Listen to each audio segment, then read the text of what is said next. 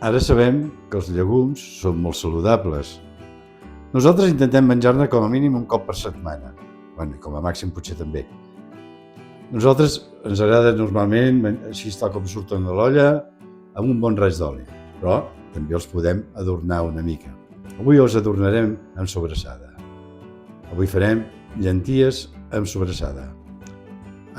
I si us ve de gust aquesta recepta i us fa mandra cuinar-la, la podreu trobar, o us podreu trobar al menú de la setmana que ve a l'agromateria de Terrassa.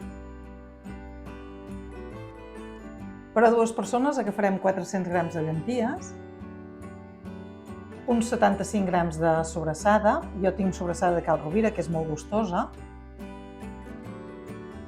una ceba tendra, un gra d'all, un gotet petit de vi blanc i oli d'oliva. He picat la ceba i l'all conjuntament i ara els poso en una cassola que he posat amb una mica d'oli a escalfar. I deixaré que la ceba es vagi estovant.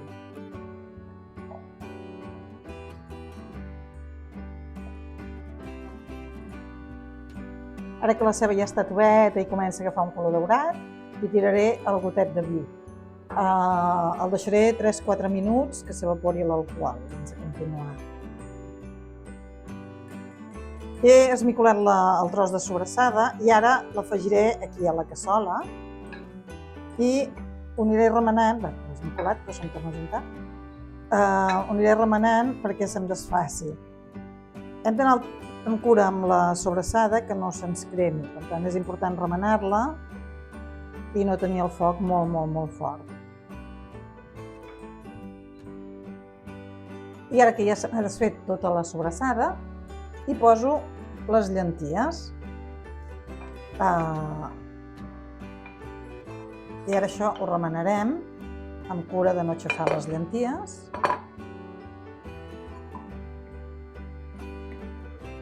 I ho deixarem 3 minutets al foc.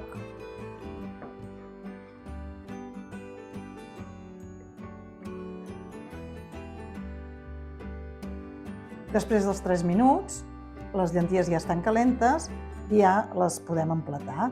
Ara hi posarem un pensament per decorar una miqueta i les tenim a punt de menjar.